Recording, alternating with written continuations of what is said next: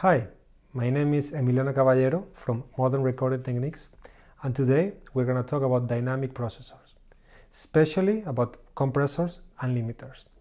And this video is a bit of a video reacting to the video that our friend Jon Castelli did a few weeks ago, talking about how he doesn't use compression in a regular sense. He uses mostly limiting, and we talked with Dave about it, and we found out that we kind of don't use compression as a dynamic range control tool. We actually use compression for tonal characteristics, and it's very interesting that we knew this about each other recently. So how I use compression mostly for the EQ, that's basically the tonal balance of the sound, plus as well the harmonic content of it, the distortion characteristics of the compressor. What are your thoughts, Dave? Well, I also found it really interesting that you and I sort of work the same way, that we don't use a lot of compression. I actually do use compression in the drum group. I will put things into groups, and in the drums, I will actually use compression. Everywhere else, I will not use compression. And like you, I use compression largely for the sound character of the device or plugin itself. I'm a Steinberg user, and there's a compressor called just tube compressor. And whenever you put the tube compressor in, and with it compressing almost nothing, literally a half dB or even less, and it just has its own sound that it brings things to life. And so I don't use it for compression. Like you said, I use it for the sound character or the tonal character of itself. Limiting as and it's really interesting, that idea of limiters, because limiter it tames the transience of the overall sound of a track, of a group, or of the actual mix bus. And so the transients can actually be tamed, actually bringing up the level of the mix to whatever degree you want, to a very small amount, to a greater amount. You want to be very, very careful with this, of course, but even as a small amount, limiting can really, really help. So the tonal characteristic of a limiter, the idea of a limiter is basically not to be heard, but to tame the dynamics or to tame those transients. So I just found that really interesting, that you and I work pretty much the same way. Myself, I use like a couple of, let's say, tube and FET field effect transistor compressors, especially like plugins. I love the TLA 100 from Summit Audio.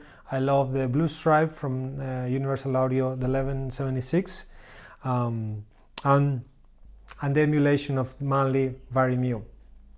In terms of limiters, I'm a bit biased in this sense, but I use Limit 1, which is the plugin from Libwin Audio, and there is a special characteristic in that limiter plugin, which is clipping.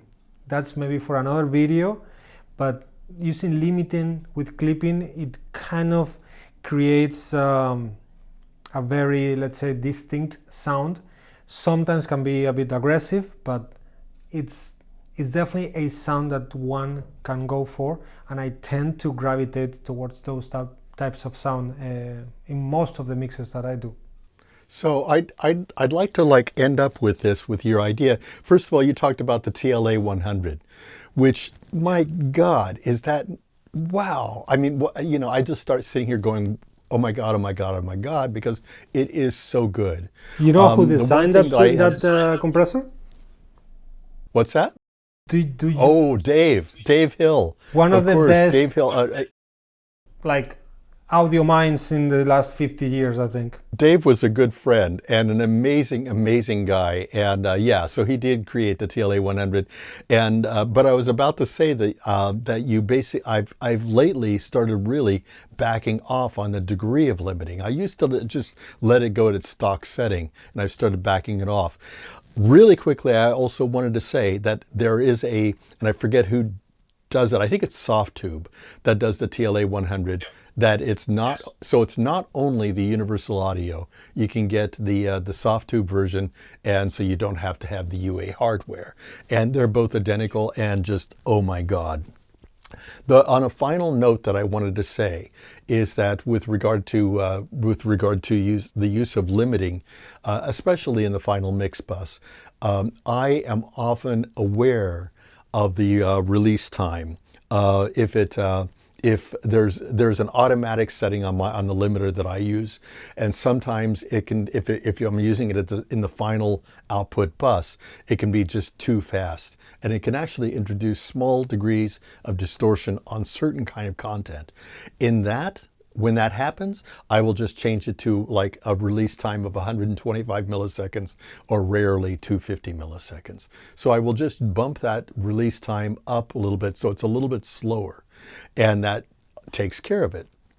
So we just wanted to talk a little bit about the idea of compression versus limiting, and how it can be used, and the judicial use of that, and so just just take your time with it, enjoy it, and realize that there is a difference between the two. On a final note, just wanted to say that both Emiliano and I are starting out this site. We're just beginning with this, and I know you hear it from everybody, but we really, really would appreciate if you would hit that subscribe button and hit the like. I know you hear it from everybody, but we're just starting out. Would really appreciate your help. Thank you so much for watching us, and we will catch you next time.